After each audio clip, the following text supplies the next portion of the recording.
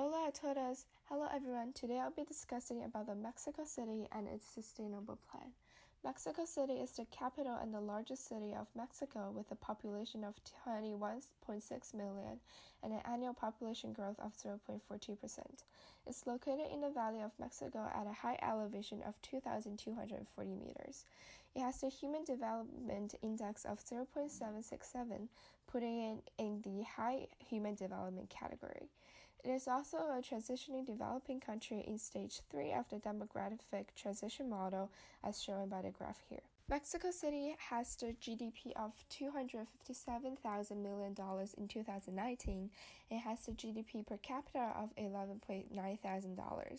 Due to the high level of urbanization and limited farmlands in Mexico City, the tertiary sector becomes the largest contributor to its economy, with 69% of GDP forming from the service sector, 26% from industries, and 5% from agriculture farming. Nevertheless, it's worth noting that Mexico has huge economic regional divide between the rich and more urbanized northern region and poor agrarian southern region, as north regions benefits from the NAFTA treaty and being closer to US. Mexico's culture is mostly influenced by its former colony, as evident through the mixture of modern skyscrapers and historical Catholic and Spanish architectures in the city.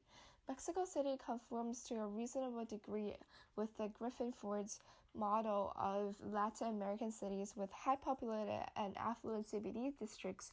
The transitional to a creation zone from the inner range of affluence to the outer range of poverty and the periphery zone. Public transportation in Mexico also includes the metro system, light railways, buses, and bike shares. So is Mexico City an excellent example of sustainable city?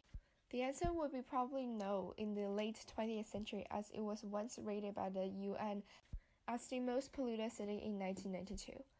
Mexico City faces unsuccessful transportation development due to its enormous number of private vehicles and the lack of accessible public transportations. There are 4.7 million vehicles registered in Mexico City, and reports have shown that an average driver spends 227 hours a year just waiting in traffic, severely reducing the efficiency of traveling in the city.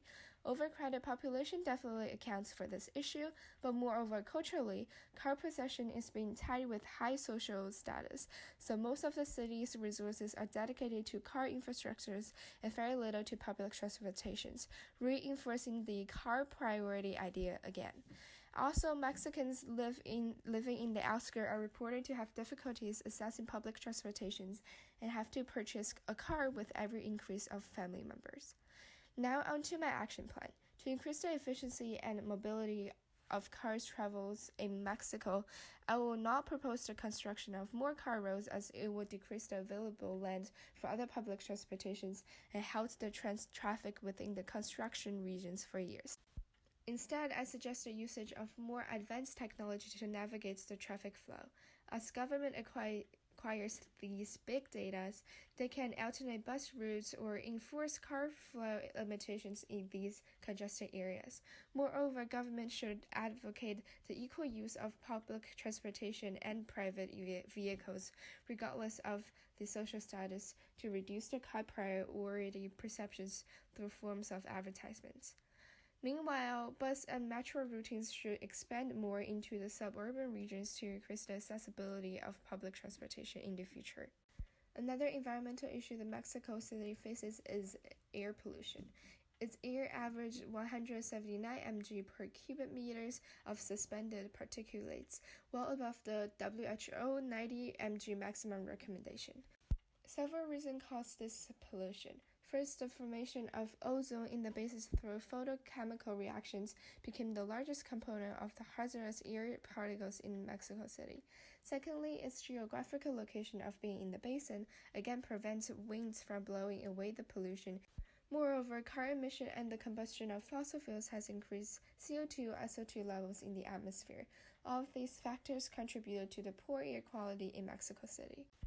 As shown by the graph of the trends of the air pollutants in the air of Mexico, the ozone emission has been naturally declining over years. Therefore, other causations of air pollution will largely be addressed in my plan. I suggest to first promote public transportations to reduce the amount of exhaust fumes emitted by private vehicles and to standardize the level of fuel consumptions in public transportations. Government could then reduce large plants' fossil fuel consumptions with environmental laws and the rewards or punishment systems towards the plant's behaviors. Lastly, government could fund and promote the research and usage of alternative renewable energy such as wind, solar energy, or natural gas in the Mexico City to eliminate air pollution.